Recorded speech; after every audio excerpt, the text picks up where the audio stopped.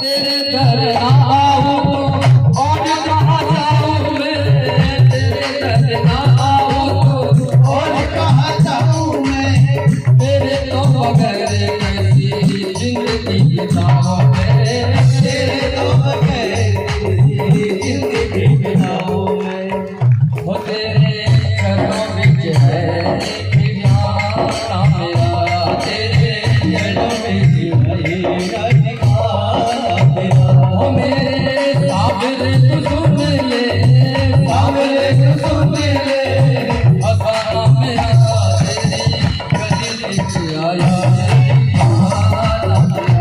तेरी गली में आया, तेरी गली में आया,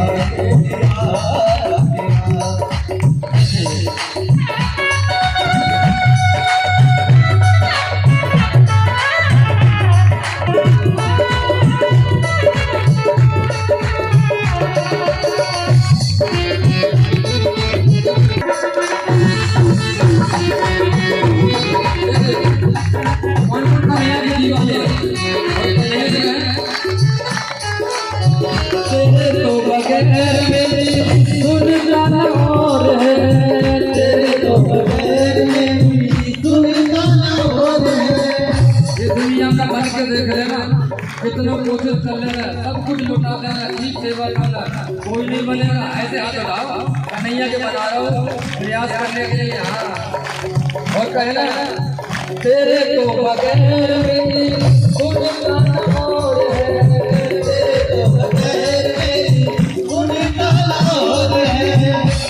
हाथ में तेरी जीवन की डोर है, तेरे हाथ में तेरी ठिकाना मेरा, तेरी बाबा में दिया ठिकाना मेरा। मेरे सामने सुन ले, सामने सुन ले, बचपन मेरा तेरी गजल में आया है, तेरी गजल में आया है।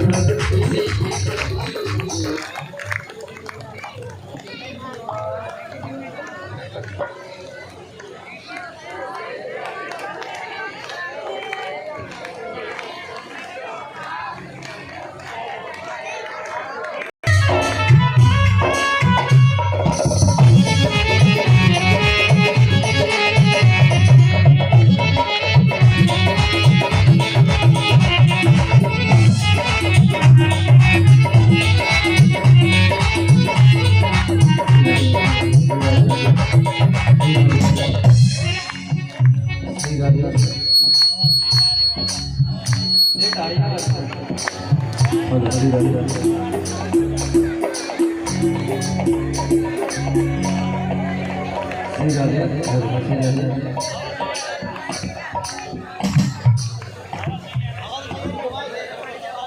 दे दो, आवाज मिले ना मिले, आवाज चाहिए। आवाज का करो, आवाज। श्री राधे, श्री राधे। ऐसे पंखा यहाँ कलाकार वाले बस मेहनत कर रहे ज़्यादा। आप लोग भी कम मेहनत थोड़ी कर रहे। गोविंद मेरे गोपाल लगे रहो कन्हैया जी के बाद। देखो श्री राधे बुलवाके बिहारी लाल की, श्री राधे रानी सरकार की जय।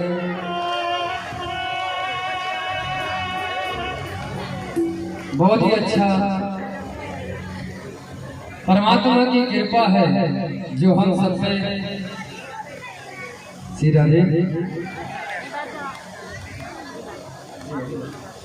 श्री राधे।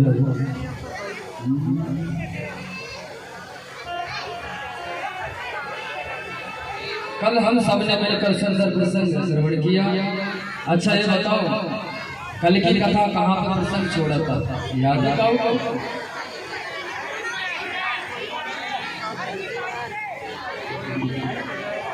देख लो, एक बच्चा बोल पड़ो आदि बोले हरि की पेड़ी माताएं भी बोल रही है। ऐसे ही याद आना चाहिए। आइए हरिद्वार में तो मन से स्नान कर लिया है, कभी कन्हैया की कृपा होगी मन से भी चलेंगे। लेकिन आप सब बड़े ही भाग्यशाली हैं। और कल कलश यात्रा में आपने धूप में तो बहुत तप रहे थे, तो हम तो राधे राधा कह रहे थे, तो कोई माता बोल रही थी राधा राधा कहे, राधा से कह दो बरस जाए। तो मैंने कहा हमें कह रहे और हमें सुन लिया ना कलश यात्रा में जाते जाते, तो बोले राधा राधा कह दो कह दो बरस जाए। तो मैंने कहा 7 दिन बाद बरस जाए, लेकिन जाते ही जाके भजन कर ले होगा तो सवेरे देखो इतनी बरसात हुई महाराज। यहाँ तो हम सब कम पड़ गए। कोई मैट उठावे, कोई भागवत जी को लेकर ढाके, कोई ठाकुर जी को कहाँ जाए महाराज। अब कोई बड़े बड़े सामान कूलर ले ले भाग रहे हैं, भागना हो जाए। मशीन वाले रात को पहला गुरु जी कुछ करो।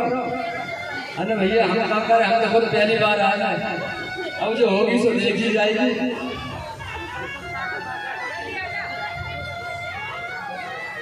लेकिन आप सबकी बात, हम तो सोचे थे कन्हैया आएंगे, लेकिन कन्हैया को आने का काम तुमने देख लिया हो। आने से पहले संकेत दे दिए कि मैं आऊंगा, तो ऐसा होता है। और जब आते तो इंद्र की बरसात होती क्यों नहीं? कल आके सामने तो कहते जिस दिन आ जाएंगे वाले ने कहा होगा। ये हमारे गोविंद की लीला है। और गोविंद ना भाव के भूखे हैं, प्रेम के भूखे हैं। तुम दिल से उसे अपना लो, दिल से बुला लो, वो सुनता जरूर है।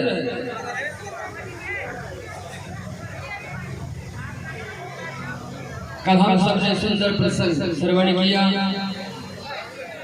यही प्रसंग नैमिषारण्य क्षेत्र में 88,000 ऋषि मुनि बैठे थे और उनके माध्यम में सूत जी महाराज श्रवण करा रहे हैं। और यही प्रसंग हरिद्वार में नारद जी को, नारद जी के भाई श्रवण करा रहे हैं हरि की पेड़ी में। और यही कथा का प्रसंग कल आपने श्रवण किया राजसी वालों ने। लेकिन थोड़ा और प्रसंग था, एक और सुंदर कथा थी हरिद्वार की। समय कम था इसलिए मैंने कहा नहीं। नारद जी ने कहा महाराज भागवत को सुनकर तो ये पता चल गई कि ज्ञान गहरा जागृत हो गया, मूर्छा दूर हो गई, लेकिन भक्ति का कष्ट भी दूर हो गया। लेकिन ये बताओ महाराज भागवत कथा सुनने से किसी पापी के पाप मिटे हैं कि नहीं, कि हम पे ट्राई कर रहे हो? जो ऐसी बात कही तो सनकादिक ऋषि ने एक सुंदर बात कही, इतिहास की बात बताई ये मानवा पाप कृतस्तु सर्वदा दुराचार विवर्गा क्रोधा अग्नि कुटलस्य कामना सपकः कलो पुनन्दिते। बड़े ध्यान से सुनना। सनकादि बता रहे हैं हरिद्वार में नारद जी को भक्ति को कि देखो ये मानवा पाप कृतस्तु, जिस मानव ने जीवन में कभी सत्कर्म किए ना हो। दुनिया में ऐसे भी लोग हैं वो यहाँ तक भगवान देख रहे हैं भक्ति भक्त बैठे सबसे घर में लड़के गोपाल है, लेकिन जो यहाँ नहीं आए उनके लिए कह रहे हैं जिसने जीवन में कभी सत्कर्म किया ही नहीं हो, दुराचार जीवन जिसकी मनोवृत्ति हो गई हो और हमेशा क्रोधी हो, बात बात में गुस्सा आए,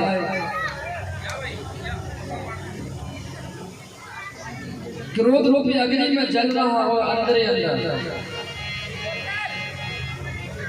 ऐसा दुराचारी व्यक्ति भी किसी के माध्यम से अगर साथ दे भागवत को सुन लेना तो उसके जीवन में परिवर्तन आना शुरू हो जाता।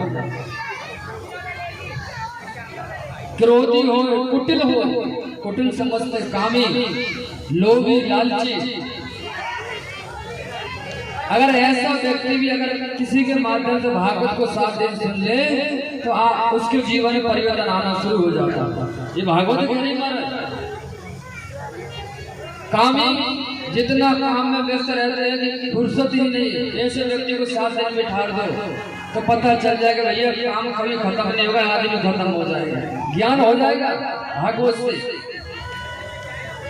क्रोधी जो बात बात में गुस्सा कर रहे हैं, बात बात में टेंशन हो रही है, उन्हें बिठा दो ठाकुर जी के सामने, अपने आप क्रोध शांत हो जाएगा। लोभी जो जीवन में 1 रुपया भी दान ना करे, और संत कहते हैं कामी, क्रोधी, लोभी, लालची, इनसे ना भक्ति हो। कौन कौन से? कामी, क्रोधी, लोभी, लालची, इनसे ना भक्ति हो, और भक्ति करे कोई सूरमा, जाति वर्ण सब हो। भक्ति करने वाला कोई जाति का वो नहीं होना चाहिए, सब कुछ खोकर। और जो कामी होते हैं क्रोधियों से भक्ति नहीं होती, उन्हें तो काम चाहिए, क्रोध से कहाँ फुर्सत हो, भगवान से कहा भैया आरती कर लो, थोड़ी आरती करें, अरे कौन करेगा आरती?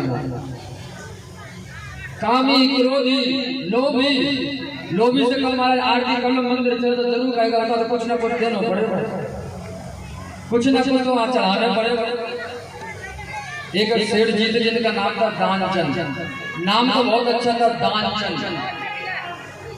लोगों ने पैसे लेने में दानचंद कहना शुरू कर दिया, कभी जीवन एक पैसा भी नहीं दिया। लोग कहते हैं दानचंद है, लेकिन इनकी धर्म पत्नी बड़ी अच्छी थी। देखो पत्नी को कहा धर्म पत्नी, क्यों कहा है? क्योंकि पति जो पैसा कमा कर लाते हैं ना, तो पत्नी धर्म में लगाती है, पुण्य में लगाती है, अच्छे काम में। वो जानती है कि हम 1 रुपया देंगे तो हमें 2 मिलना है, पति नहीं लगाएगा, वो जानते कि मेहनत कितनी करनी पड़े।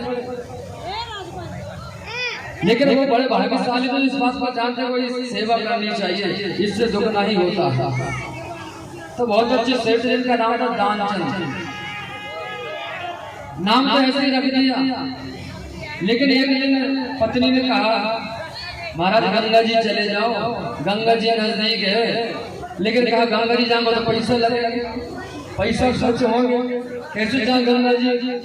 पत्नी रोज वो कहती है कुछ नहीं लगता, एक बार गंगा जी चले जाओ, क्योंकि सब लोग कह रहे थे। तो एक दिन पत्नी के कहने से गंगा जी चलने को तैयार हो गए। तो देखो गाड़ी से नहीं गए, पैदल गए। भैया ऑटो से जाएंगे, गाड़ी से, बस से जाएंगे तो पैसा लगेगा। तो दानचंद पैदल गया, 12 कोस थी गंगा जी को जाना, तो सुबह से चला था, शाम तक पहुंच गया। और जैसे गंगा जी में पहुंचा तो वहां देखा भाई यहाँ कोई पंडा तो नहीं है, कोई पंडा होगा तो संकल्प करो, पूछेंगे महाराज गंगा जी आए तो कोई छोड़ कर जाओ। तो दानचंद ने देखा यहाँ तक पंडे हैं तो जाके मुर्दा घाट में पहुंच गए। कहाँ पहुंचे? मुर्दा घाट में। और मुर्दा घाट में तो कभी कभी कोई जाता, कभी खाली होता। और जैसे मुर्दा घाट में पहुंचे और देखा यहाँ कोई पंडा अंडा नहीं है। अब भगवान ने देखा, देखो कितना वो अजीब जी लगते हैं। जीवन में एक पैसा दान नहीं किया और आज भी आगे कहाँ मुर्दा घाट में आया। तो मेरे बनैया में बड़ी टेढ़े हैं। भगवान शंकर जाकर आज कहा इस भक्त को छकाएंगे, हम देखेंगे आज इसको। और भगवान चल पड़े, रूप बदल कर आए। और जैसे यजमान ने वस्त्र उतारे, गंगा जी में जैसे डुबकी लगाई, देखा कोई नहीं था। डुबकी लगाकर जैसे बाहर निकले तो भगवान प्रकट, यजमान की जय हो। अरे जब मैं यहाँ नहा रहा था कोई था नहीं, तो कहाँ से आ गए?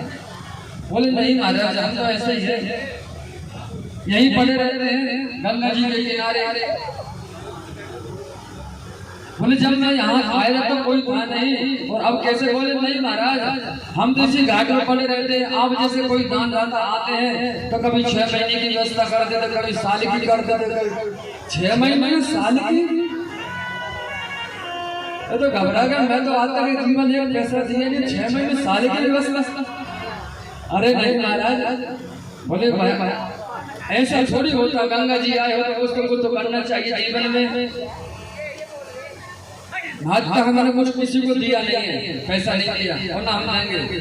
भगवान ने कहा अरे हम इतना थोड़ी मांगे, हम तो संतुष्ट ब्राह्मण हैं। कितना चाहिए? साईं इतना दीजिए जामे कुटुंब समाए, और मैं भी भूखा न रहूं, मेरे साधु न भूखे जाए। महाराज इतना धन दे दो, बस भगवान से प्रार्थना करना कि परिवार गृहस्थ और खर्च बढ़िया चले, कुछ जरूरतमंदों की सेवा हो, और कोई साधु ब्राह्मण आ जाए तो उनकी सेवा हो जाए, बस इतना धन दे देना। समझाया, भगवान नहीं माना। महाराज तुम कैसी बात कर रहे हो?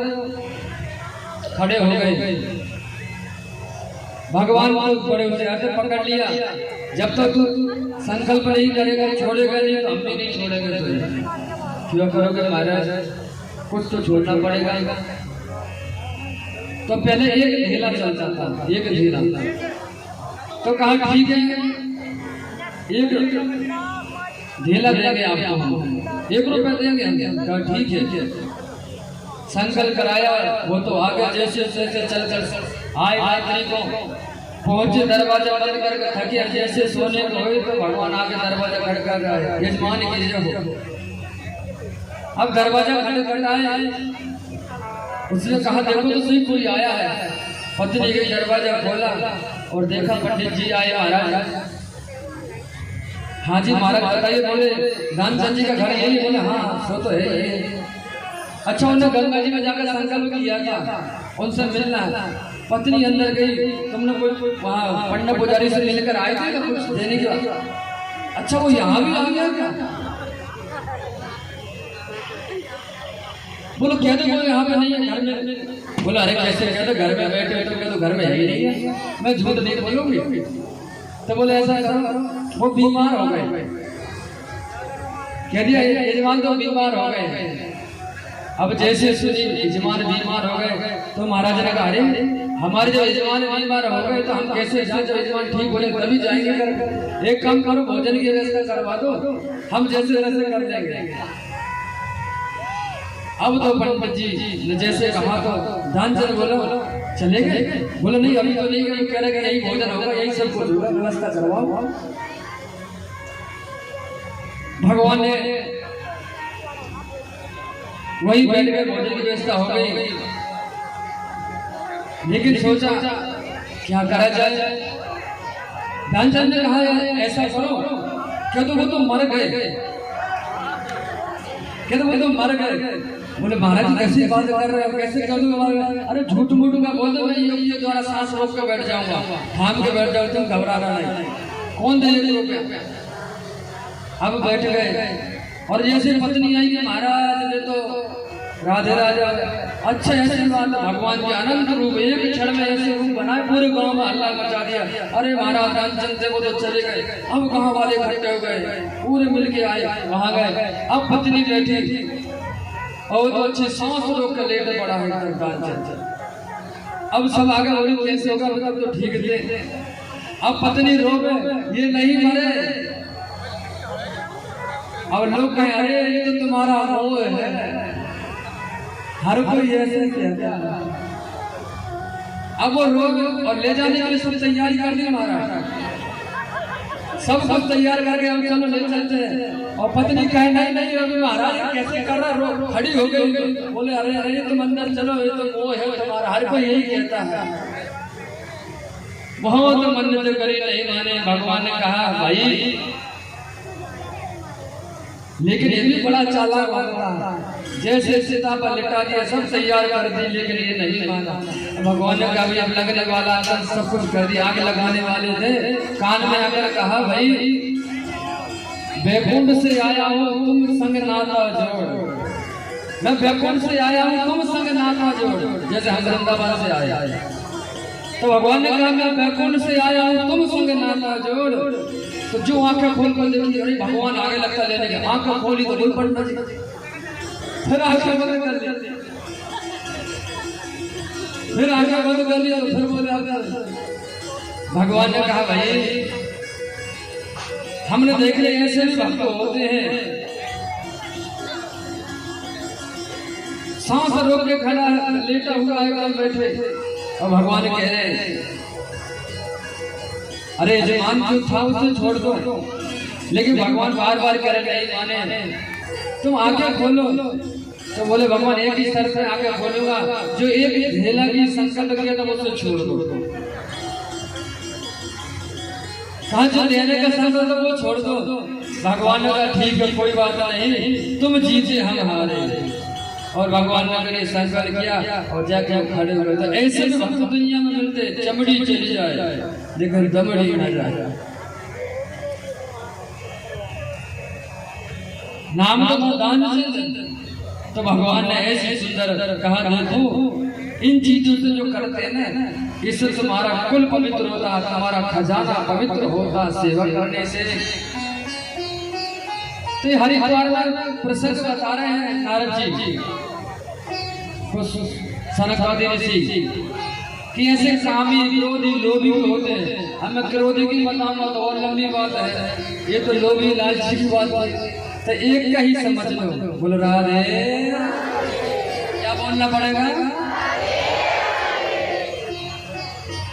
जिस व्यक्ति ने जीवन में काम नहीं छोड़ा, भागवत को सुन ले तो काम क्रोध सब छूट जाता है, भगवान का भक्त बन जाता है। लेकिन ऐसे भी लोग हैं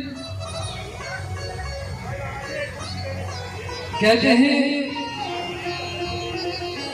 वर्ण संस्कार पद्धति, माँ किसी बिलादरी की, पिता किसी के, ऐसे भी संसार में व्यक्ति है, अगर वो भी कथा को सुन ले तो उनका भी कल्याण हो जाता है। और यहाँ तक ये कह दिया कि जिन्होंने पाप किए, अत्याचार किए, दुराचार किए, भ्रष्टाचार किए और मरने के बाद बड़ा प्रेत बन गया और अंत में सबको सताने लग गया, अगर मरने वाले के नाम में ये भागवत सुना दो ना तो उसका भी कल्याण हो जाता है। भागवत महापुराण की। बोले माँ ऐसी बात है? बोले हाँ, एक इतिहास की बात बताते हैं। तुंगभद्रा तटे पूर्व भूपतयोत्तान पदम यज्ञवर्णासा धर्मणे सत्कर्म तत्परः। एक तुंगभद्रा नदी है। अब जब जाओगे महाराष्ट्र में, दक्षिण भारत में, उस तुंगभद्रा नदी के किनारे बड़े बड़े सभी वर्ण के भक्त रहते हैं। वहां पर एक आत्मदेव नाम के ब्राह्मण है। नाम तो आत्मदेव है और बहुत अच्छे हैं, भगवान के भक्त हैं, लेकिन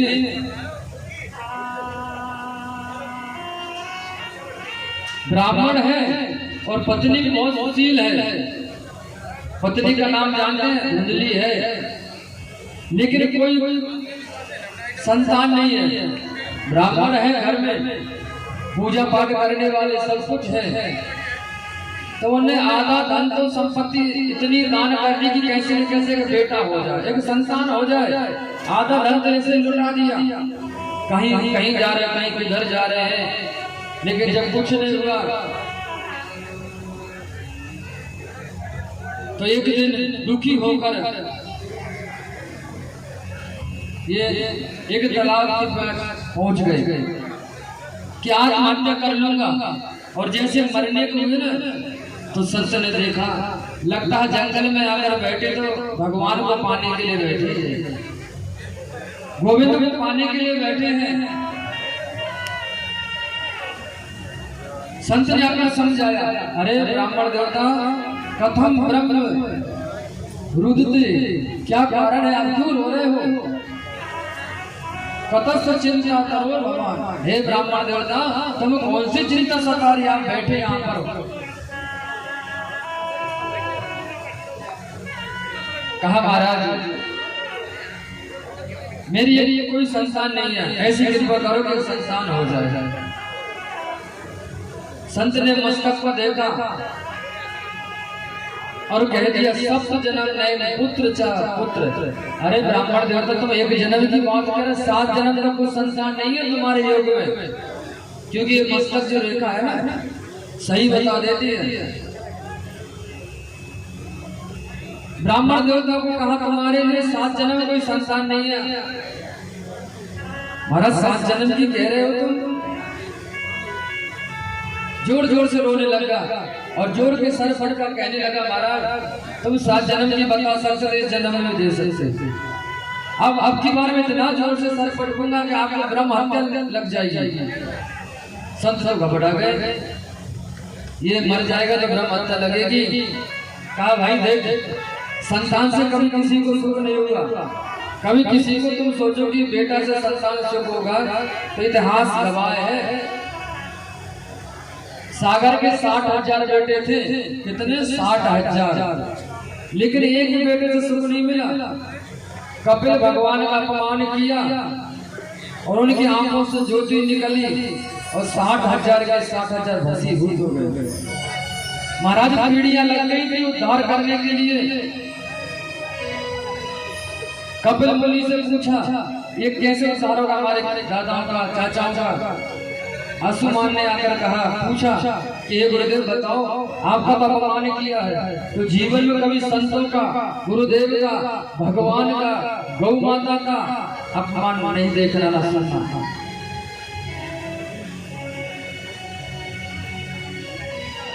जैसे ये बात कही तो कहा, गंगा जी आएगी तब जाकर तुम्हारे कुल का उद्धार होगा। तो देखो सबसे पहले असुमान जी ने तपस्या करी, साधना करी, लेकिन गंगा जी प्रसन्न नहीं हो पाई। तो उनके वंश में आगे चल के भागीरथ जी आ गए। भागीरथ ने घोर तप किया और शंकर जी को प्रसन्न करके जटाओं के द्वारा हिमालय से होते हुए पूरे भारत को पवित्र करते हुए गंगा सागर में मिल गए। जो कपिल मुनि का आश्रम था, सागर के 60,000 जो बेटे थे उनकी राख को अपने अंदर पवित्र कर लिया और शुद्ध करके गंगा सागर में मिल गई। और आज एक तीर्थ है, सारे तीर्थ बार बार और गंगा सागर कहावत है ना। तो महाराज गंगा सागर जाना चाहिए। और हकीकत में गंगा सागर हमें तो गुरु महाराज के द्वारा एक ही बार देखने को मिला। अभी जा रहे थे फरवरी में, पहले गए थे जनवरी में, तो बहुत जोरती थी धुंध के कारण समुद्र में चलते तो ठीक वो होता है। तो गंगा सागर बड़े तीर्थ है। एक बेटा मिल जाए, रोने लगे तो संत ने एक गाय आ गई और संत ने अपने झोली से फल लिया और कहा, लो ब्राह्मण जाकर बेटा तो होगा लेकिन सुखी नहीं होगा। फल दे दिया और पत्नी से कहा, देवी देखो ये तुम्हारे लिए फल लेकर आया हूं, बढ़िया। अब वो तो धुंधली थी और धुंधली कोई स्त्री का नाम नहीं, किसी भाई का नाम नहीं है। ये बुद्धि है जो धुंधले काम करे, कोई अपने ऊपर मत लेना। धुंधली का स्वभाव कैसा था, हमेशा धुंधले काम करना। धुंधले काम कैसे? जब तक पति घर में रहेंगे तो 4 बजे उठ जाते, खीर मंदिर में पूजा करते हैं और जैसे पति बाहर चले जाते तो 8 बजे उठती और आकर 1 लोटा गर्म चाय करती खीर और बिगर मौज में 3 दिन गर्म हो गया। फिर बाद में पड़ोसन से मिल के कहते देख आज तो तेरी सास ने ऐसा कहा, आज तो तेरी सास ऐसे कह रही कि हमारे घर में आता आपस में जब झगड़ा न करा दे, आपस में कलह न करा दे, तब उसे आने लगा अब आया लड़ने लग जाए। ये काम है धुंधली का। तो ऐसे काम धुंधली वाले नहीं करना चाहिए। धुंधली यही करते जैसे पति आ जाते हैं तो हाथ जोड़कर खड़ी हो जाती आरती की थाली लेकर सामने। ये भी गुण हर किसी में नहीं होते कि पति कहीं से आए और फिर आरती की थाली लेकर पूजा पाठ करके बढ़िया से आसन बैठा के भोजन करा रहे।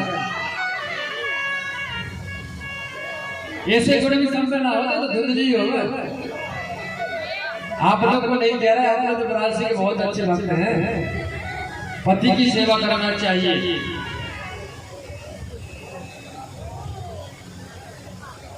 और संत ने तो कह के चले गए, लेकिन धुंधली ने जैसे आपस में कलह कराने लगी, झगड़ा कराने लगी, फल दे दिया संत का। हाथ में लेकर सोच रहे हे भगवान इसको खाऊं या ना खाऊं, क्या करूं। मन में ऐसी सोच ही रही थी, तब पड़ोसन ने आकर कही अरे बहन इसको खा ले तेरे भाग जाग जाएंगे और देख संत का आशीर्वाद होगा, सच्चे संत होंगे तो बेटा हो जाएगा। बोले नहीं, गर्भवती महिला को बड़ा कष्ट होता है, बड़ी तकलीफ होती है, कमजोर हो जाती है, खाना पीना बंद हो जाता है, चलना फिरना, और कहीं आग लग गई कुछ हो गया तो भक्त तो सब जाएंगे, मारना तो मुझे पड़ेगा। ऐसी बात सोची धुंधली ने अब मैं नहीं खाऊंगी। लेकिन बहन ने समझाया बहन देख तुझ में कोई अंतर नहीं है, अरे मेरा जो बेटा होगा वो तू ले लेना, कुछ बने तो मेरे पति को धन दे देना, खुश हो जाएंगे। और ऐसा करके महाराज धुंधली ने गर्भवती महिला की तरह रहने लग गई। पति से कह दिया मुझसे घर का काम नहीं होता, मेरी बहन को बुला ला काम करेंगे। और जैसे आगे रहने लग गई और जो फल था वो गाय को खिला दिया। गाय को खिलाने के बाद समय आने पर वो बेटा होगा। धुंधली तो नाम अपना सोच रखा था, मेरा नाम धुंधली, मेरे बेटा का नाम धुंधकारी, और बेटों का नाम भी अच्छे रख रहा भगवान के नाम पे, श्याम सुंदर, मनमोहन, सीताराम, राधे श्याम, कुछ ऐसे बड़ी अच्छी जो। लेकिन आजकल तो मॉडर्न जमाना है, रिंकू टिंकू झिंकू पता नहीं क्या क्या। कहीं पटना जाते हैं कथा करने बाहर, तो आजकल तो वो भी होते हैं, पालते हैं। एक को बुलाते रिंकू तो हम समझे यही रिंकू होंगे, बोले नहीं गुरु जी ये रिंकू है। तो बच्चों का नाम अपने असर करता जीवन में। उधर गाय का जो फल दिया था एक बेटा हुआ, उसका नाम रखा गोकर्ण। लेकिन गोकर्ण तो पढ़ लिख कर विद्वान हो गए और धुंधकारी महाफल, इतना बड़ा फल हो गया कि मोहल्ले में गांव में सब परेशान कर दिया। देखो होनहार वृक्ष के, जो होनहार वृक्ष होता है ना, बचपन से पता चल जाता है क्या बनेगा, कैसा होगा। लेकिन धुंधकारी का गुण तो पहले से था, बच्चों को मारना, सताना, पीटना। एक दिन जब बड़े हो गए, पिताजी ने समझाया तो पिताजी को धमकी दे दे। देखो बच्चों को ना, आप लोग बहुत अच्छे यहाँ पर बच्चे कम आते हैं, लेकिन बच्चों से निवेदन करो और आप लोगों से जहाँ भी कथा हो ना अपने पास में बैठाना, सुनाना। मन नहीं लगेगा तो उसी बार अपने आप मन लग जाएगा। बच्चों को माँ ही गुरु होती है पहले। माँ चाहे तो बेटा क्या नहीं बना दे, माँ चाहे तो दानी बना दे, माँ चाहे तो नेता बना दे, माँ चाहे तो कुछ भी बना दे। इसलिए बच्चों को कथा में, सत्संग में संग से आ जाए, उनसे आशीर्वाद दिलाई करो। पता नहीं किसका आशीर्वाद लग जाए। क्योंकि आशीर्वाद तो मन से लगता है। कौन सी बात है, संत खुश हो जाए, प्रसन्न हो जाए, आशीर्वाद दे जाए। और सुनो, आशीर्वाद लो ना तो संतों के चरणों को मत छुआना, उनके आचरण को जीवन में उतारना। संतों के चरणों को नहीं छूते, गुरुजनों के, उनके आचरण को जीवन में उतारते हैं। चरण को छूना तो सास के, ससुर के, पति की सेवा करो, दबाओ, जाके घर में जाके सेवा करना, चरण दबा के। जी वो वृंदावन के गुरु जी आए हैं, वो कथा ऐसी सुना रहे थे, बढ़िया पति की सेवा करना, कथा भी याद हो जाएगी। और चौथे दिन अपने आप पति बोलेगा कि चलो देखे आते हैं, यहाँ से सुनने से अच्छा वही सुन लेंगे। तो जो आप सेवा करोगे घर में जाके, पति की, सास की, ससुर की, और कहना और कथा बताते जाना कि देखो आज हम हरिद्वार का प्रसंग श्रवण कर रहे थे, आज वो कथा सुन रहे थे हम। कई जगह रात्रि में कथा होती है ना, तो रात को 12 बजे बाद घर जा जाने, तो हमने ऐसे बोल रखा, तो 12 के बाद पति की सेवा करने लग जाते। पति बोले मैं सोऊंगा कब, और ये कथा सुन कर सोऊंगा। तो फिर सवेरे उठ वही बोले तो वही तुम कथा यहाँ मत सुनाएगा, मैं पंडाल में जाके सुन लूंगा। ये बड़ा लाभ मिलता है। संत ने समझा दिया, चले गए। गोकर्ण तो पंडित बन गया, ज्ञानी, लेकर धुंधकारी महाफल। पिता ने समझाया, पिता को कहने लगे निकल जाओ मेरे घर से। पिता को ज्ञान आ गया। देखो पहले भी क्या संत ने समझाया था तो बात समझ में नहीं आई, आज बात समझ में आ गई कि देखो कि बेटे के लिए मैंने इतना कुछ किया और आज बेटा ही मेरी बात नहीं मान रहा। आज बैराग आ गया। आज आप बात समझ में नहीं आएगी ना तो समय आपको समझा देगा, वक्त आपको समझा देगा, क्योंकि समय बड़ा बलवान होता है। संत ने समझाया था, लेकिन आज जब बेटे ने धमकी दे दिया, जाओ मेरे घर से निकल जाओ। गोकर्ण बेटे ने समझाया, पिताजी इस संसार में कौन किसका है, सब मोह है। आज ज्ञान हो गया, रात्रि को मरने को चल पड़े। आत्मा तो पहले भी मरने गए थे कि बेटा क्यों नहीं हुआ, लेकिन अब मरने गए कि बेटा क्यों होगा। अब इसलिए मरने जा रहे हैं कि भाई पहले तो इसलिए जा रहे थे कि भगवान ही हो जाए, अब इसलिए जा रही है ऐसा क्यों हो गया भगवान, मतलब इससे अच्छा पहले मर जाते। जो ऐसी बात सुनी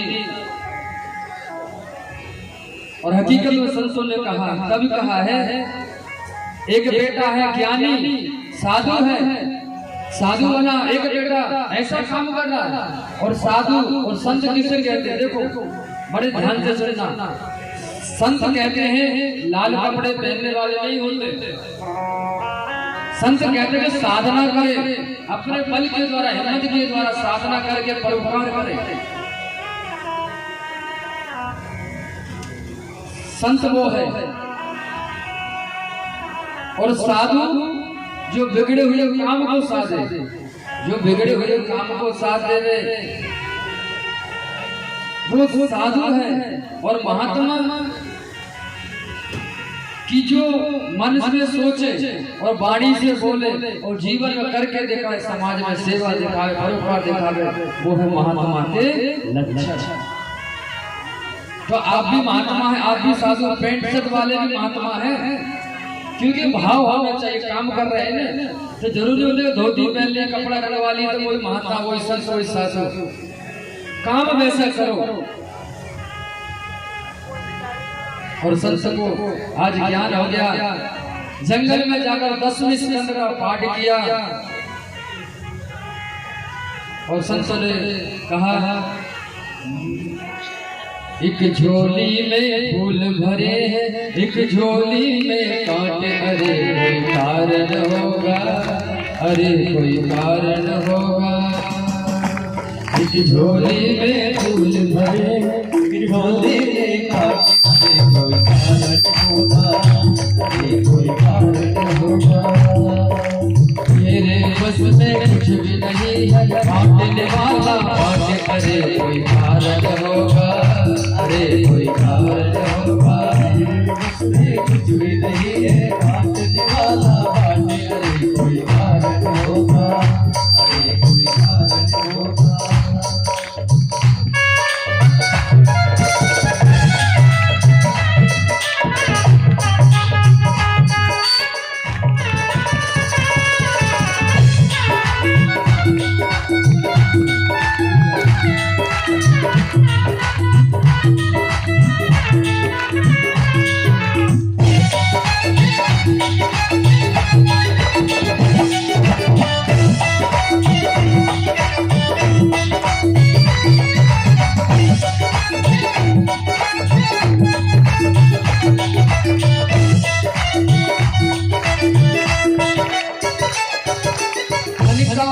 बिस्तर मिल जाने पर नींद को तरसे नींद को तरसे नींद को तरसे हल्का बिस्तर मिल जाने पर नींद को तरसे नींद को तरसे नींद को तरसे कभी कभी तो काटक पर आए किसी को कभी कभी तो काटक पर आए किसी को अरे कोई कारण होगा अरे कोई कारण होगा झोली में फूल भरे झोली में काटे अरे कोई कारण होगा अरे कोई कारण होगा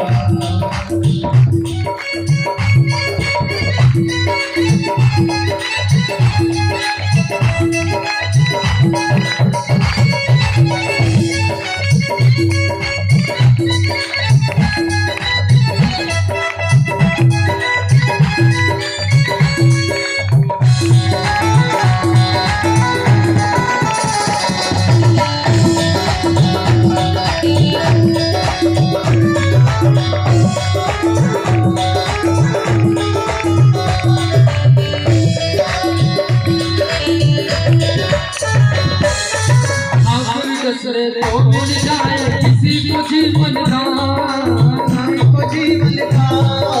किसी को जीवन दान आखिर दूसरे को मिल जाए किसी को जीवन दान किसी को जीवन दान किसी को जीवन दान किसी से भी मिल सकता है किसी का नाम निशान किसी से भी मिल सकता है किसी का नाम निशान अरे कोई कारण होगा अरे कोई कारण होगा मेरे बस में कुछ भी नहीं बाटे दीवाना बाटे अरे कोई कारण होगा अरे कोई कारण होगा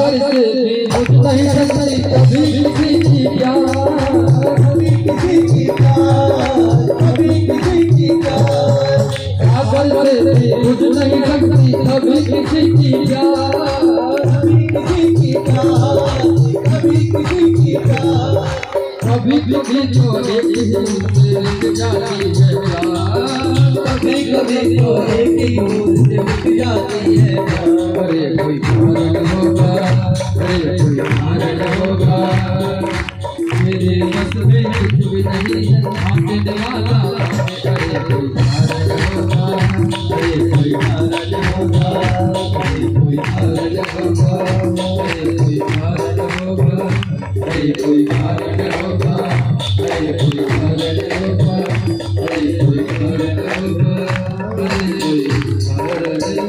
देखो पाप निकाल लो हृदय से तो भक्ति आ जाएगी अगर नहीं आ जाएंगे एक बार फिर प्रेम से बोलना ही पड़ेगा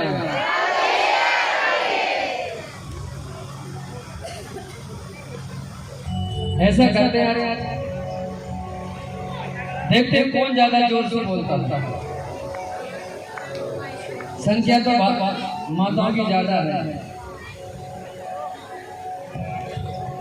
लेकिन भाइयों की संख्या कम नहीं भले 2-4 हम ज्यादा नहीं ज्यादा भी है की संख्या आवाज बंद होता है एक बार माता बोलेंगे जोर से राधे एक बार भाई लोग बोलेंगे अरे भाई क्या बोलना पड़ेगा देखो भाइयों की आवाज में दम है लेकिन कितने अगर ये बोलने पे आए ना और ये भक्ति में जब लग जाए तो सबसे आगे होते हैं सबसे आगे एक तो लगते नहीं जल्दी भाई लोग ऐसे एक तो भक्ति भजन में आते हैं बहुत कम कहाँ है माँ ने कहा बेटा जितना धन था सब तुझे दे दिया अब तो कुछ है भी नहीं मैंने तो चुपके से चोरी से पिता के डर के मारे तेरे लिए कितनी इच्छा कितनी कोई पूर्ति करी, अब कुछ भी धन नहीं है। बोला ऐसा तो हो नहीं सकता, पिताजी गए तो कुछ न कुछ तो देकर गए, बताओ नहीं तो जल को ही लकड़ी की चिता में तुम्हारी खैर है।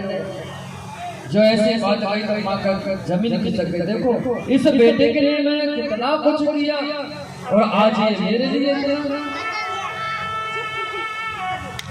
और धुंधली को भी ज्ञान हो गया और रात्रि को ही वो भी चल पड़ी, जाकर कुआं में गिर गई, आत्महत्या कर ली। और वो भी जाकर भगवान के धाम में पहुंची। लेकिन जैसे ही घर में कोई नहीं, माँ भी चले गई, पिता भी चले गए। भाई ने सोचा, बड़े वाले ने, अब हमारी बारी है। तो भाई ने कहा देखो हम जा रहे तीर्थों में, हम जाएंगे तीर्थ करने के लिए। गौकर्ण तीर्थ में चले गए। अब अकेले राम रह गए, धुंधकारी गांव के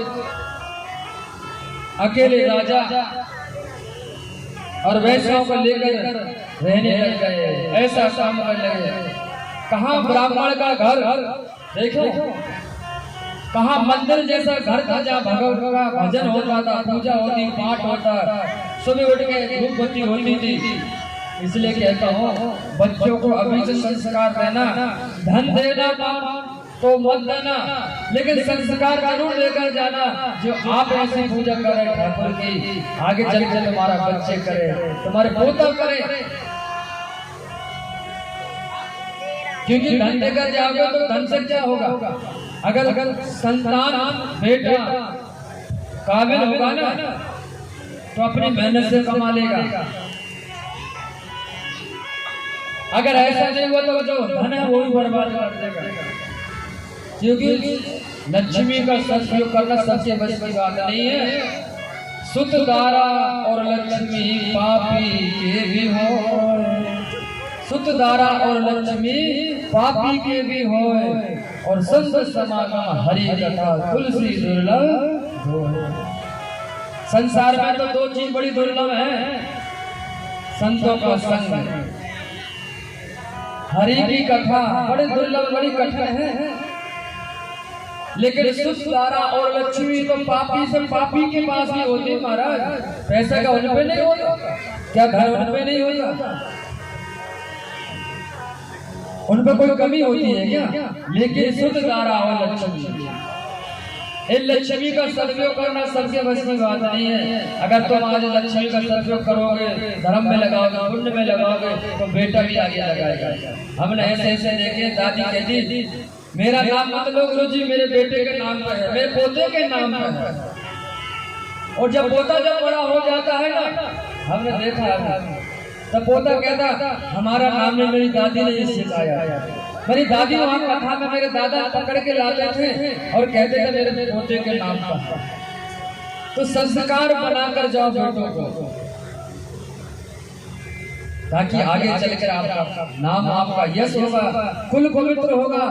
अगर जिस घर में, जिस कुल में संतान दूषित हो ना, तो पितृ भी रोते हैं, पितृ को फल नहीं मिलता, या पितरों को जो करते श्राद्ध।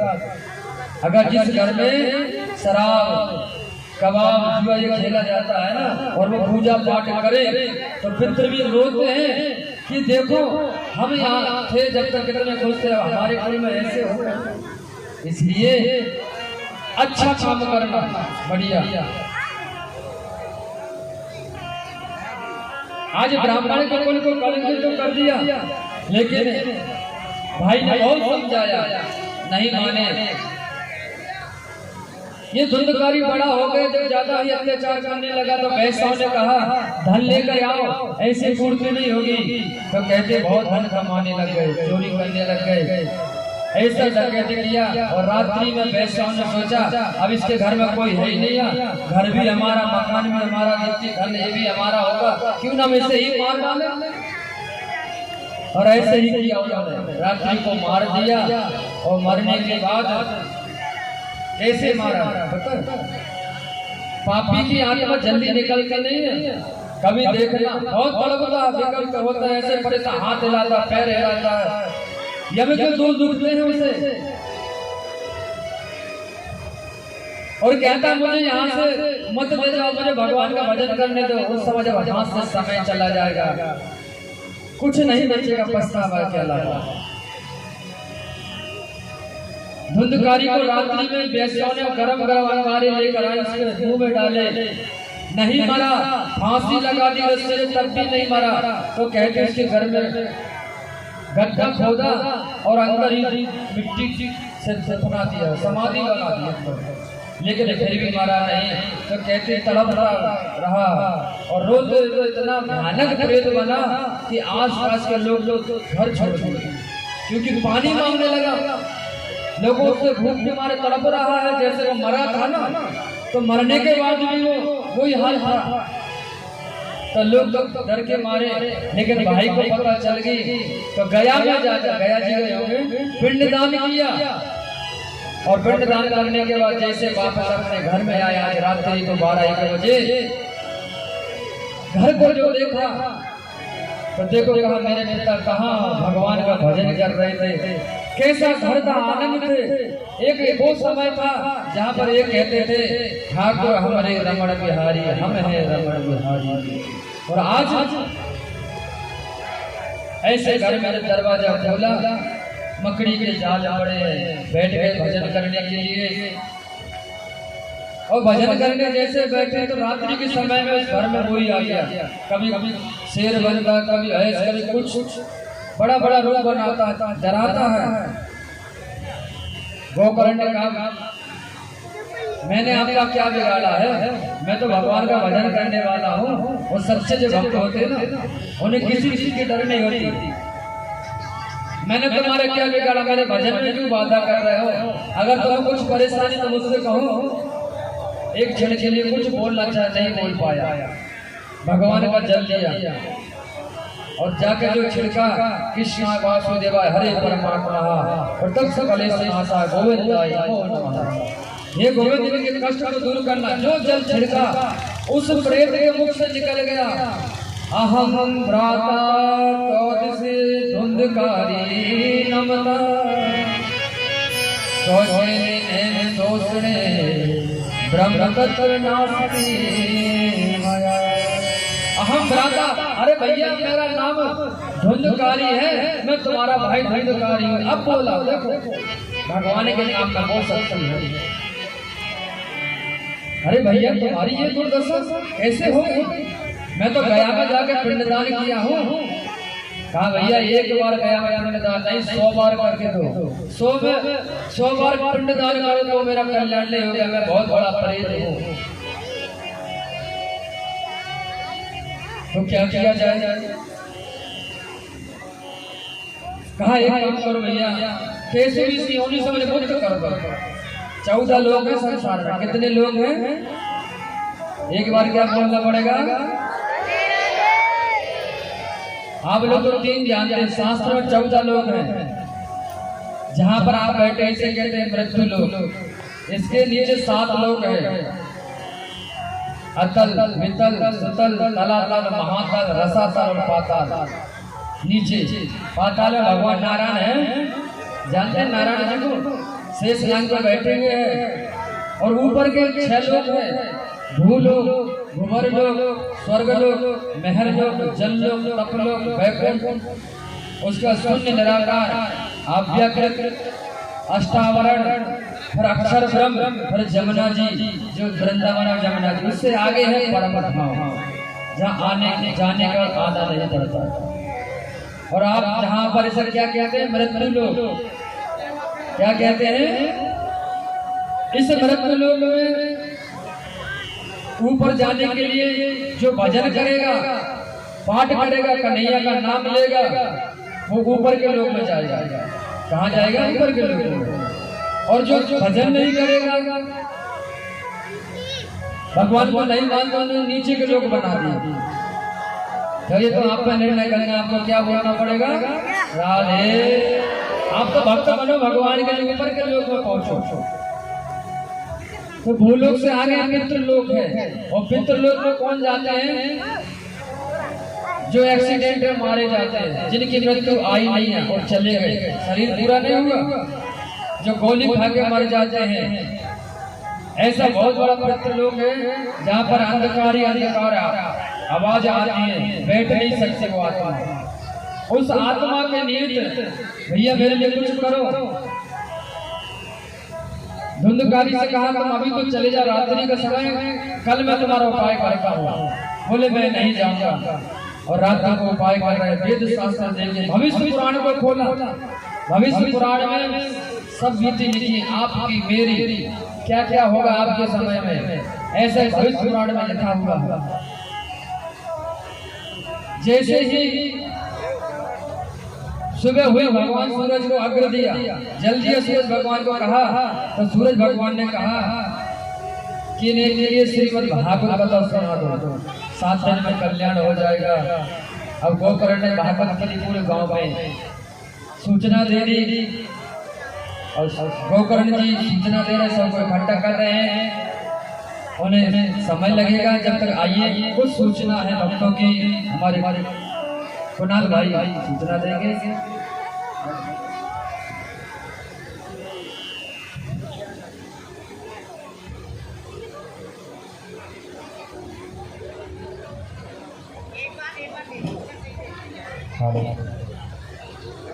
सभी को राधे राधे भाई।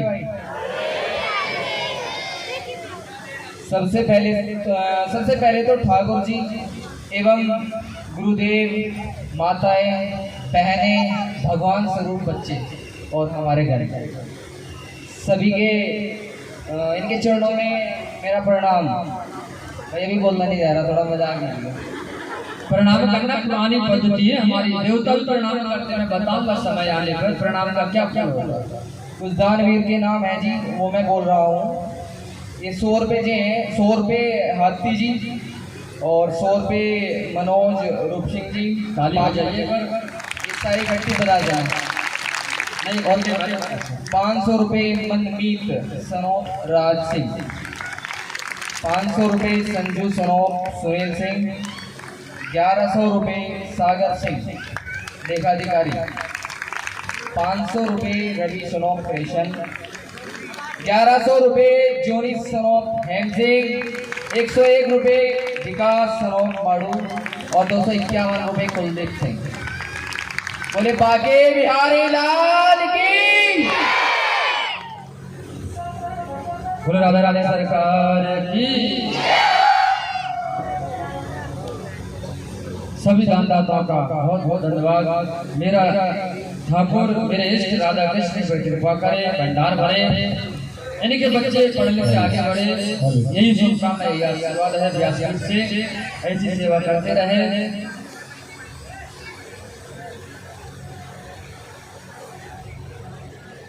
गोकर्ण जी ने पूरे गांव में हल्ला कर बता दिया, भैया मैं भाई के निमित्त भागवत कथा करने जा रहा हूँ, और आपके गांव में विरासती में कोई सार्वजनिक कथा है, सबके कल्याण के लिए। ये सबसे भागवत है, किसी एक की नहीं है।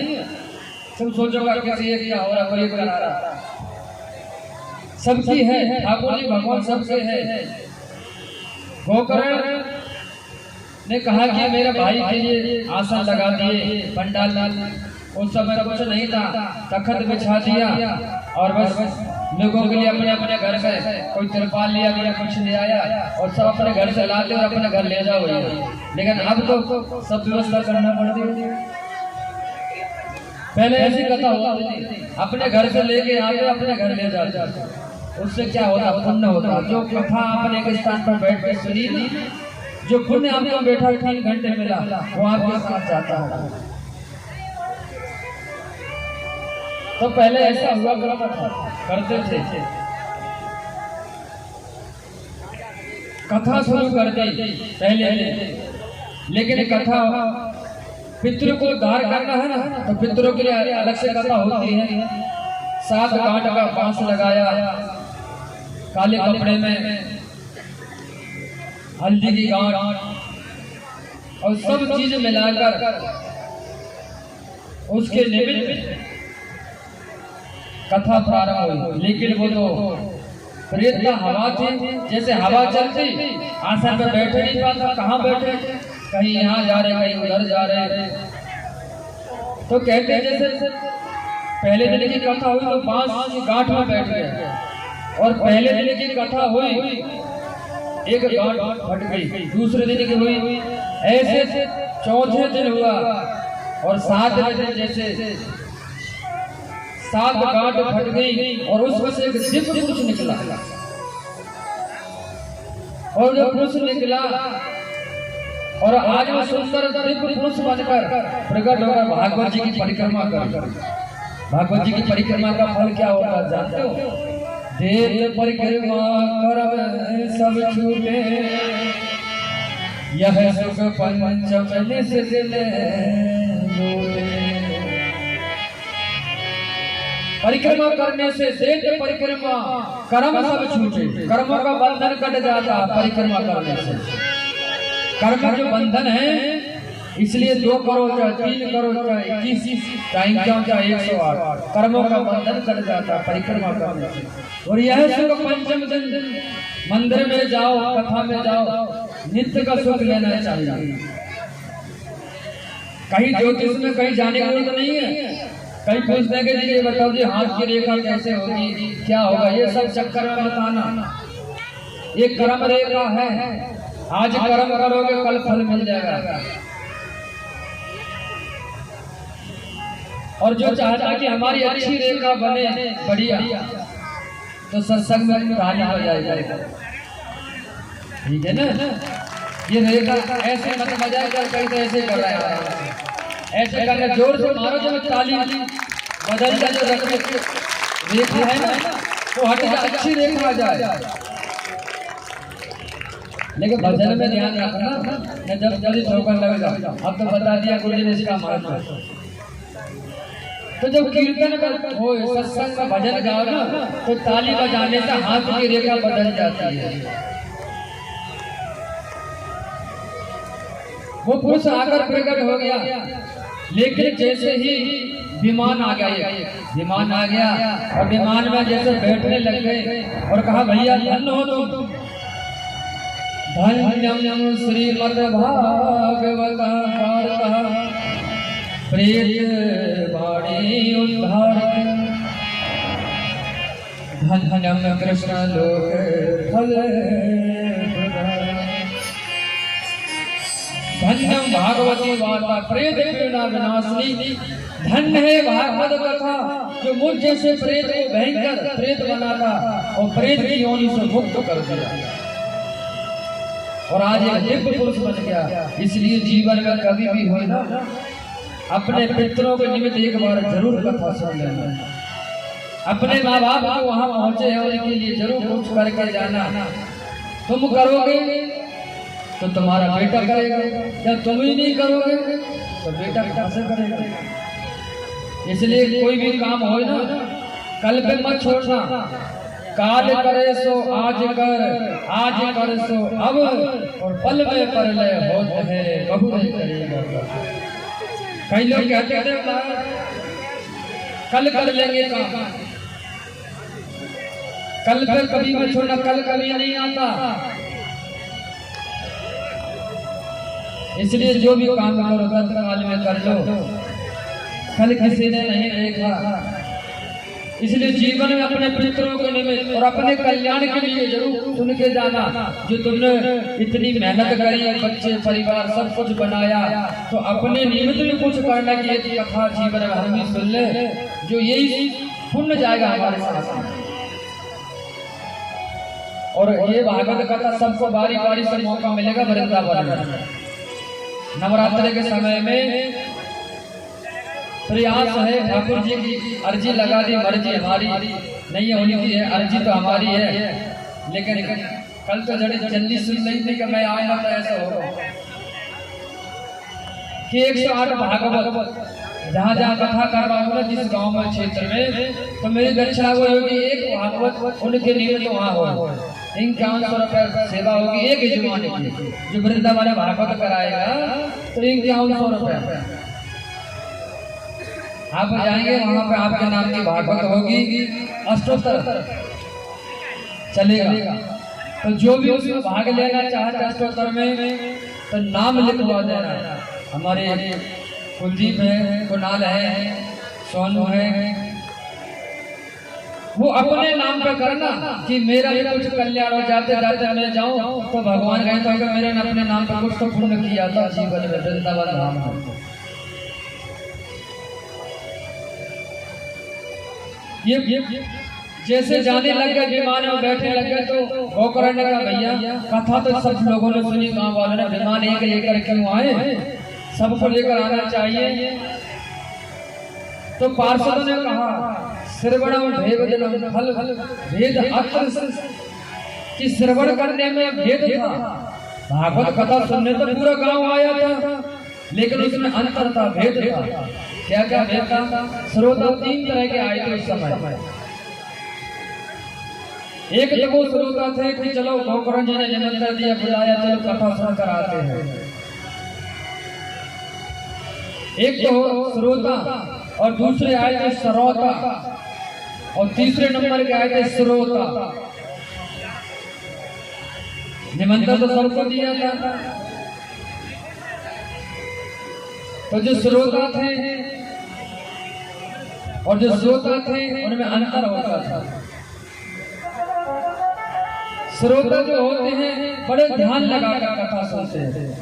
श्रोता एकदम बस अब कुछ आगे भगवान की कथा कौन सी लीला आने वाली है, वो श्रोता। और श्रोता जिन्हें महाराज आज बड़ी बड़ी बीमारी चल गई, नींद नहीं आती, नींद की गोली खाते हैं, नींद की गोली लेनी पड़ती है सोने के लिए, और कहीं अच्छी जगह देखते हैं बड़ी ऐसी वहां जाकर सो जाते हैं, वो होते हैं श्रोता। और एक तीसरे नंबर को होते हैं श्रोता, और श्रोता का काम आप जानते हैं काटने वाला।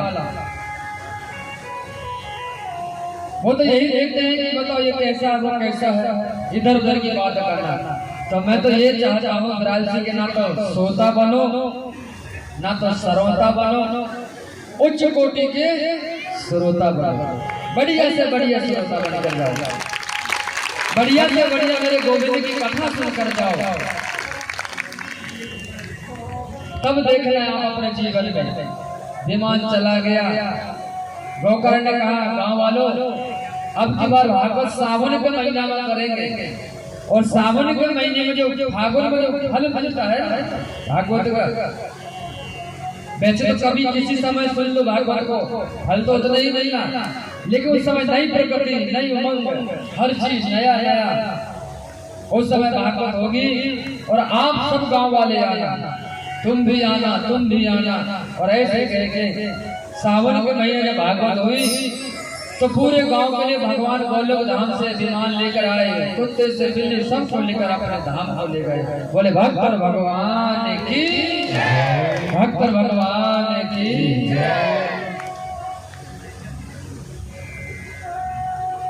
और जाते जाते भगवान ने सबको आशीर्वाद दे गए और सबको कृपा बनाकर चले गए। संत हरिद्वार में बैठे इस प्रसंग को सुन रहे हैं। नारद जी भी कह रहे हैं ये तो कन्हैया की बहुत बड़ी कृपा है, ये मेरे गोविंद की बहुत बड़ी कृपा है।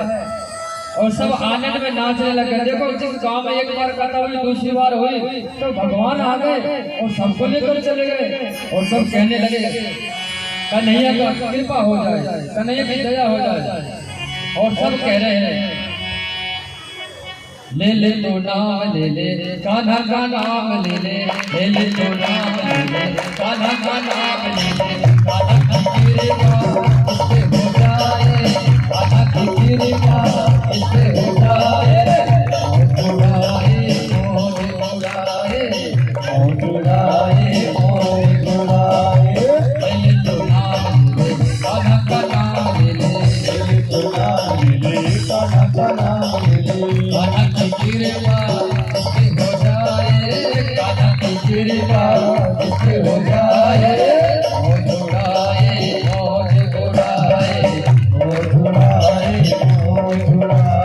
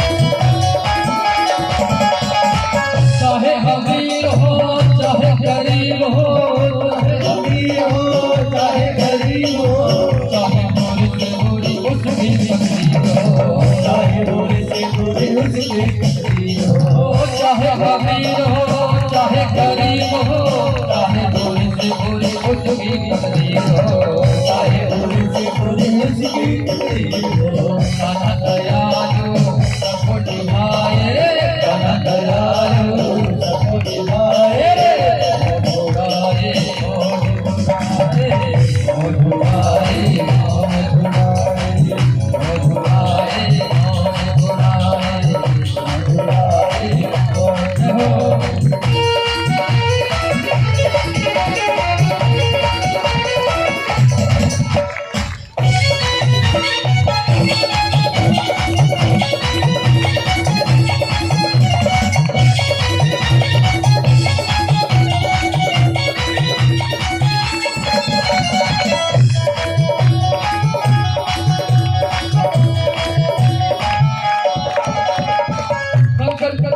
अच्छा कृपा किसको नहीं करनी है किसको बताइए पितृ पर जो कृपा होगी उसके कार्य में मुक्त हो गया अब हमारी बारी है कि नहीं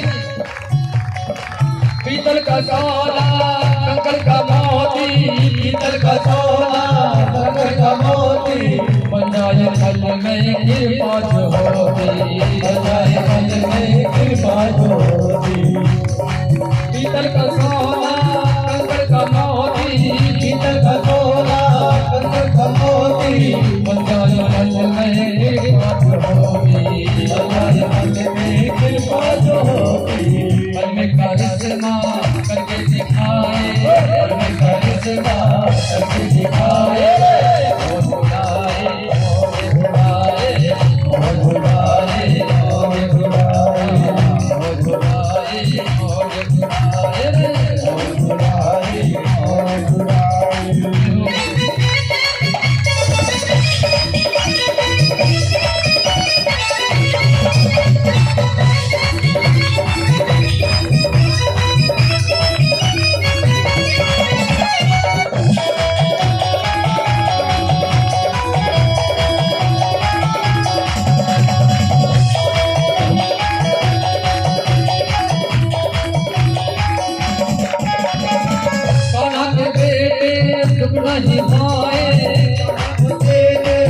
नहीं पाए बनवारी हर दम खुशियाँ मनाए हर दम खुशियाँ मनाए कान्हा के जो भक्त होते कष्ट को नहीं पाते और अपने कष्ट में घबराते नहीं है ताली नहीं ऐसे जोड़ के बजा लो जब ये देखा कोई अच्छी आ जाए पूरी रेखा चली जाए कान्हा के बेटे चुप नहीं पाए कान्हा के बेटे चुप नहीं पाए बनवारी हर दम खुशियाँ मनाए बनवारी हर दम खुशियाँ मनाए भक्तों का दुख वो खुदी उठाए भक्तों का दुख वो खुदी उठाए उठाए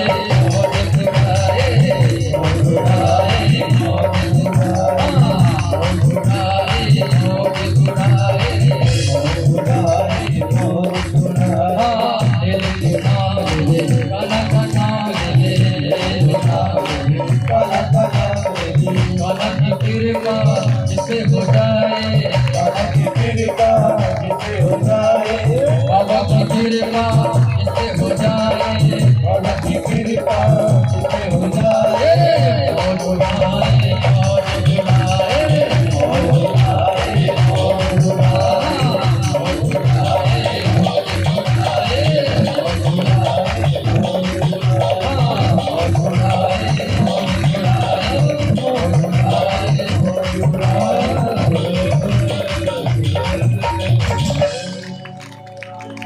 जय जय श्री जय जय श्री राधा कृष्ण चंद्र की श्री वृंदावन बिहारी लाल की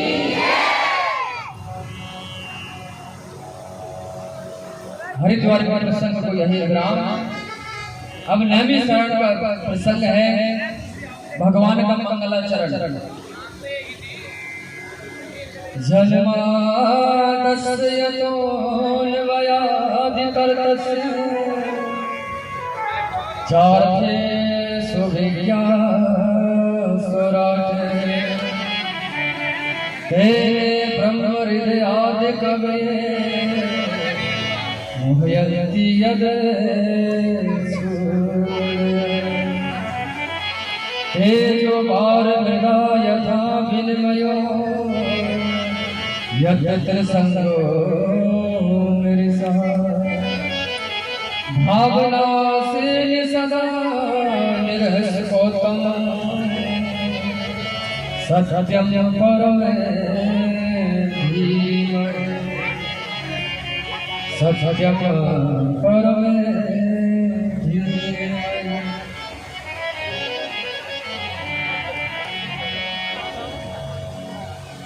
इस मंगलाचरण में भगवान की महिमा गाई गई। जन्मादस यतोन वयादि कर्तस। हमारे कन्हैया का जन्म कहाँ हुआ किसी को याद है? अरे तुम्हें पता ही नहीं है जिसकी तुम ये भगवान छोड़ेगा। हमारे कन्हैया को जन्म कहाँ हुआ हम बता रहे हैं, आप सुन लो तुम्हें ना पता।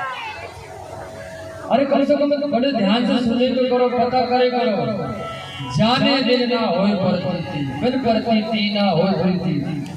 जब तक सिद्धांतों को जानोगा नहीं तो प्रेम नहीं होगा। ये कन्हैया है ना, इनका जन्म सबसे पहले कहाँ हुआ था? मामा की जेल में। कहाँ पे? कंस में। कंस जो मामा है ना जेल, और जेल कहाँ पे है? अब तो याद आ गई होगी सबरी बात, मथुरा में। और जन्म होते ही कहाँ चलेगा? गोकुल। किसी को पता भी नहीं चला जब कन्हैया की लीला। जन्मादस यतोन वयादि कर्तस। रात ही रात में किसी को भनक भी नहीं लगी, चाहे 40,000 सेना हो, चाहे कितनी सेना लगी हो, किसी को कानों भनक भी नहीं चली। और जाके गोकुल में पहुंच गए और गोकुल में लीला कर रहे हैं। और इतने सम्राट है भगवान। और तेरे ब्रह्म हृदय आदि कवे वहंती यद सूर्य। अरे हमारे कन्हैया की लीला को देखकर सुनकर तो ब्रह्मा जी भी आश्चर्य हो गए। ब्रह्मा भी जी चक्कर में पड़ गए। तो आजकल जो संसार के भक्त वो चक्कर में ना पड़े तो सबसे बड़ी बात है। ब्रह्मा जी भी चक्कर में पड़ गए असली कन्हैया की नकली। और आज जो शंका करते वो ब्रह्मा के वंश के होते हैं, क्यों? ब्रह्मा जी तो शंका करी थी।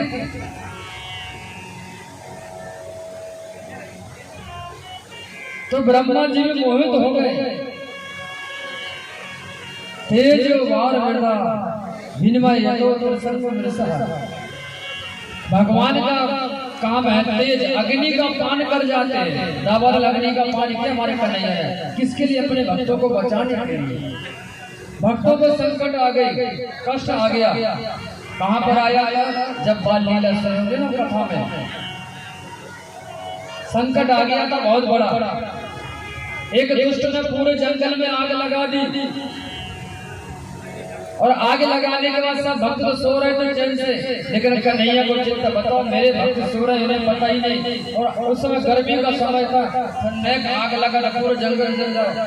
लेकिन वहीं हमारे कन्हैया ने दावत का पान कर लिया। दावत अग्नि का पान कर लिया। एक ग्वाला जब आंखें खोली, देखो कन्हैया तो आग का पान कर रहा। उसने कह दिया, जब भक्तों पे आफत आई मेरे यार ने सीना लगा दिया, दिलदार ने सीना लगा दिया।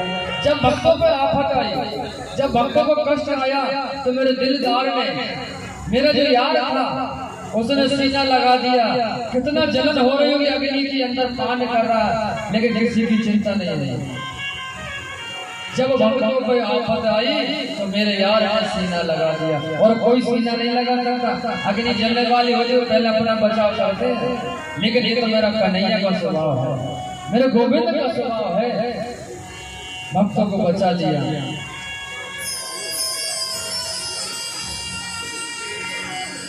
और साथ में भावना से सदा निर्हस। और जो जिस भावना से आए कन्हैया की शरण में, एक स्वभाव मेरे गोविंद का। पूतना मारने आई थी, मारने की भावना से आई थी कि मैं तो मारूंगी, तो उसने की भावना को भी अच्छी बना दी भगवान ने। भावना से सदा निर्हस।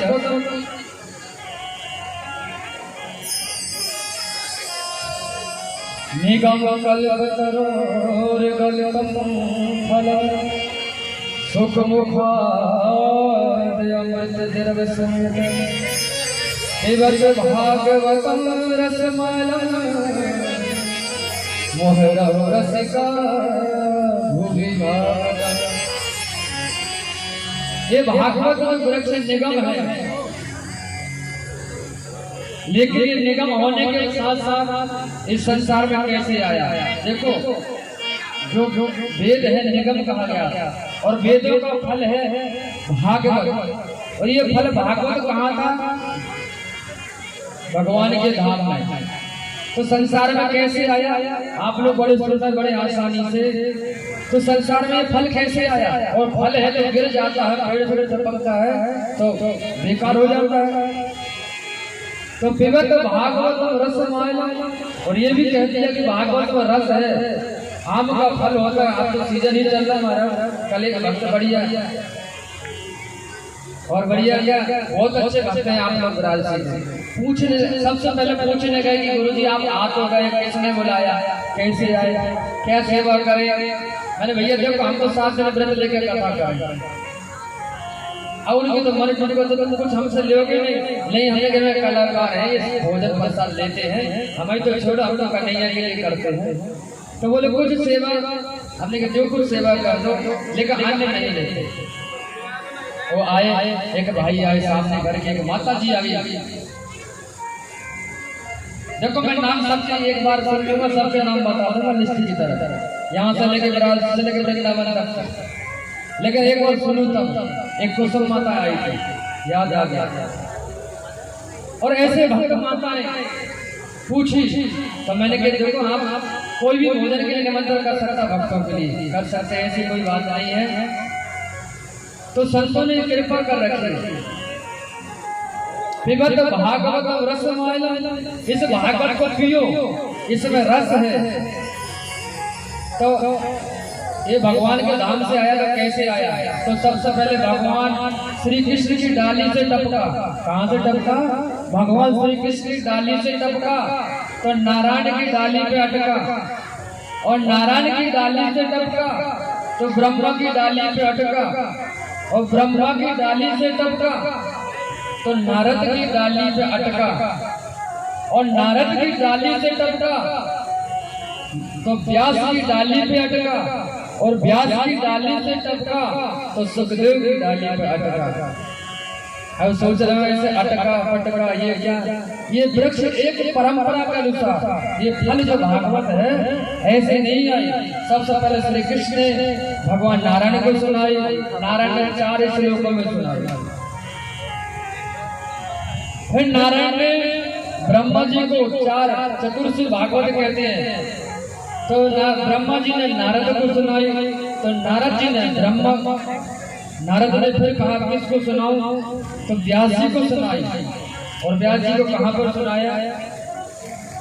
कभी आप बद्रीनाथ गए होंगे, और अच्छा मुझे ठाकुर जी ने पहले दिखा दिया, तो आंखें बंद करता हूं तो मन वहीं पहुंचता है। और होता कन्हैया की कृपा है, जो पहले दिखा दिया और आंखों में दिल में तस्वीर आ जाती है। बहुत सुंदर स्थान है बद्रीनाथ। 4 धाम की यात्रा होती है ना, केदारनाथ, बद्रीनाथ, गंगोत्री, जम्मोत्री। और हम कभी कभी साल में टूर लेके जाते हैं, कभी चलने का मौका होता है चलना। तो बद्रीनाथ विशाल क्षेत्र में एक गांव है मैना गांव, चाइना बॉर्डर के पास है। उसी के पास में नीचे गुफा है व्यास जी की समानुप्रास, और नीचे मंदिर है गणेश जी भगवान का, गणेश जी का। और गणेश जी नीचे बैठे हैं, और नारद जी संकीर्तन करते हुए चले आए। कहां से? पूरे संसार का भ्रमण कर रहे हैं, और सबसे एक ही बात कहते हैं, नारद का एक साथी है, और देखो आप भी एक अपना बना लेना जो जीवन में साथ दे। नारद तो कह रहे हैं जहाँ भी बीड़ा में बजाते हुए भगवान का कीर्तन करते जाते हैं, और एक ही धुन सवार होती उनके मन में, कन्हैया तो हमारा साथी है, गरीबों का सहारा है।